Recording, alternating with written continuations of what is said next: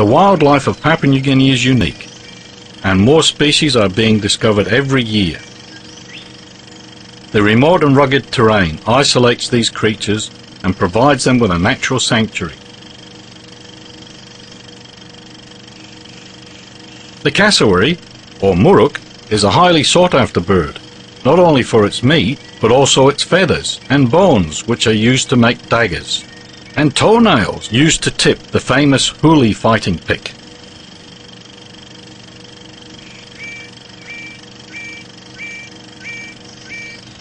While supervising roadworks in the Tagari Valley, I was visited by a bird of paradise, which led me to its display tree, where 5 or 6 males strutted their stuff, trying to impress the girls, very much like the huli wigmen dancers do.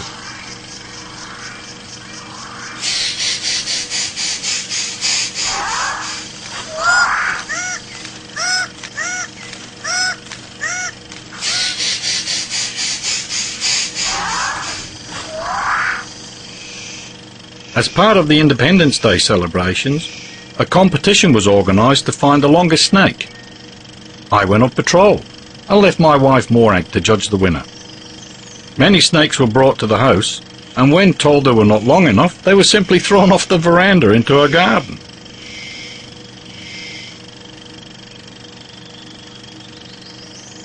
This specimen arrived the day I returned from patrol and was let loose in the garden to be measured. Unfortunately, I had to kill it so we could measure it, at just over 13 feet.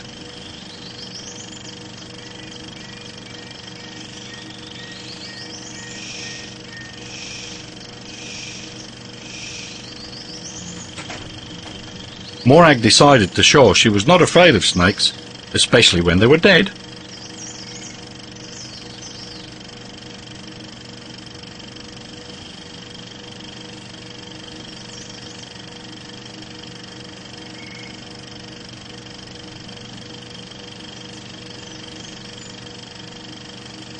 A close-up view of a bird of paradise that adorns every huli wigman's wig. These feathers are amazing, with what appears to be a bow tie in front and a ruffle at the back of the neck. Quite spectacular. This is the sound of the superb bird of paradise mating call.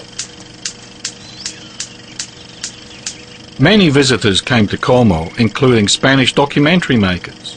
These last filmmakers filmed me in the back garden of our house in Komo to portray me on patrol. Our dog Pren was very popular as a pig hunter, but unfortunately he cost me a lot in compensation, as he would kill pigs that were not wild, and I had to settle with the owners. These pigs were encountered whilst on patrol, or when I was riding my motorcycle checking on roadworks. He was also very popular as a stud dog, with many bitches on heat being dropped off at our house for a service.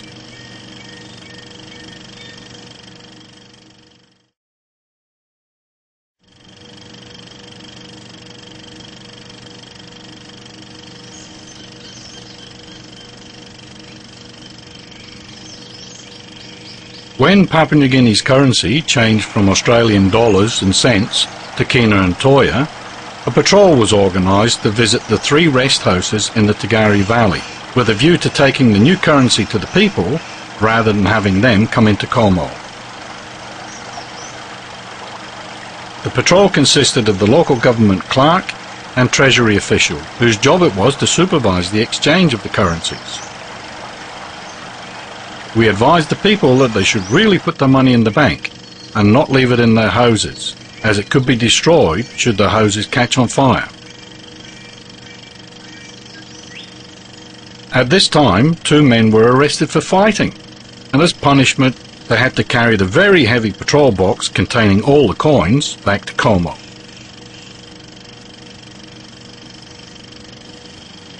One of the luxuries of this patrol was waiting to be picked up by the council tractor and trailer.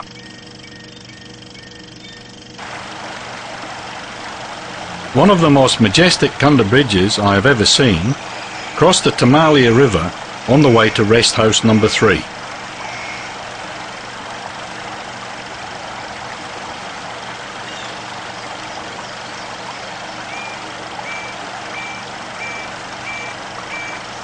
council clerk took great joy in frightening less experienced cane bridge crossers by setting up a severe bounce when he reached the other side. Leprosy was quite uncommon in the Hela region. However, it did not stop this gentleman having a sunny disposition.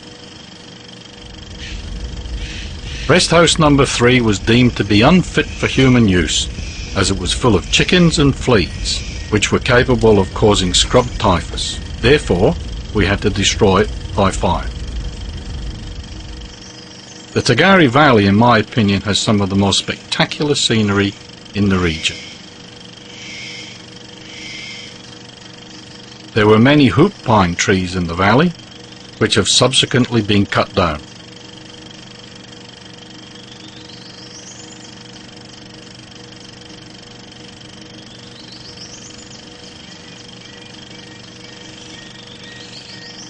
This view shows the location of where the electricity is generated and sent up to the Porgera gold mine project in the Enga province.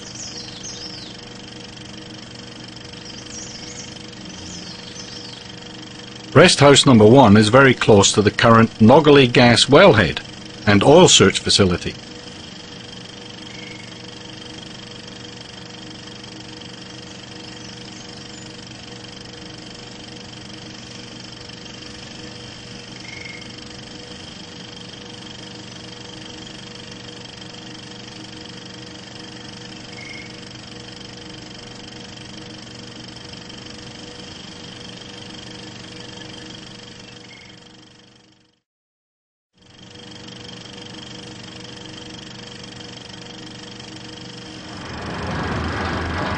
The Tari and Komo local government councils purchased 2 Isuzu Elf trucks, and we flew to Lae to load them with barbed wire, salt lick, nails and corrugated iron for the council store, and drove these vehicles up the Highlands highway.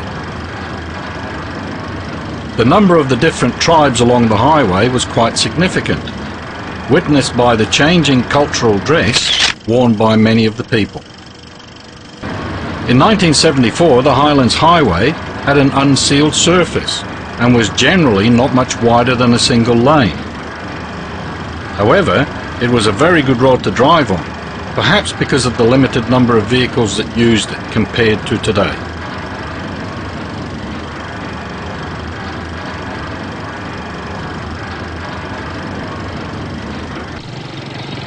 The second truck was driven by Noel Wright, the Assistant District Commissioner for Tagari.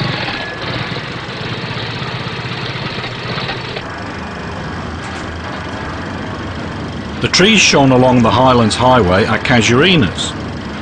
They are used for firewood and have great economic value to the owners of these trees. The ascent to the Dolo Pass became steeper the closer you got, and the road does not get any wider.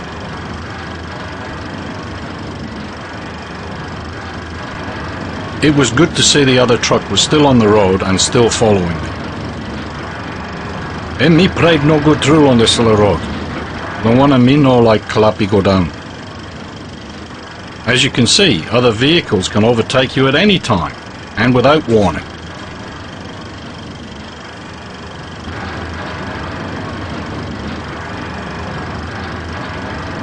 At the top of the Dolo Pass, exactly halfway between Lae and Liagam, there is a sign that shows the altitude and distances from the other towns along the highway. The altitude at this point is 8,130 feet. The road was made up of many hairpins, and nowhere was it straight.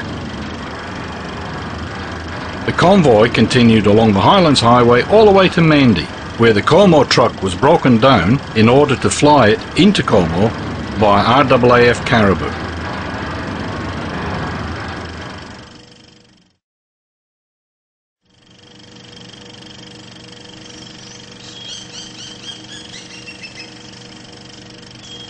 The construction of a major Bailey bridge between Tari and Hoyebia was carried out with no mechanical assistance whatsoever. The Bailey Bridge was flown into Tari by the RAAF in a C-130 Hercules. as part of Australia's aid program to Papua New Guinea. At this time, Tagari airstrip was being used as the emergency strip between Northern Australia and Wewak. Therefore, the pilots needed practice in landing at Tagari, especially with heavy loads like a 20-ton bridge.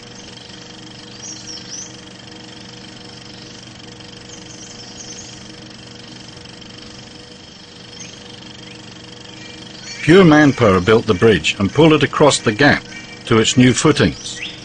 44-gallon drums filled with water and the weight of the labourers counterbalanced the weight of the steel suspended over the river.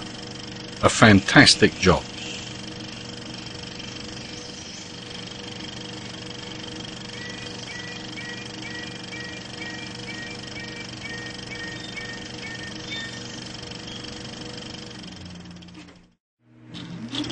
I would like to thank a young engineer by the name of Michael D'Onofrio for providing outstanding support in the production of this video.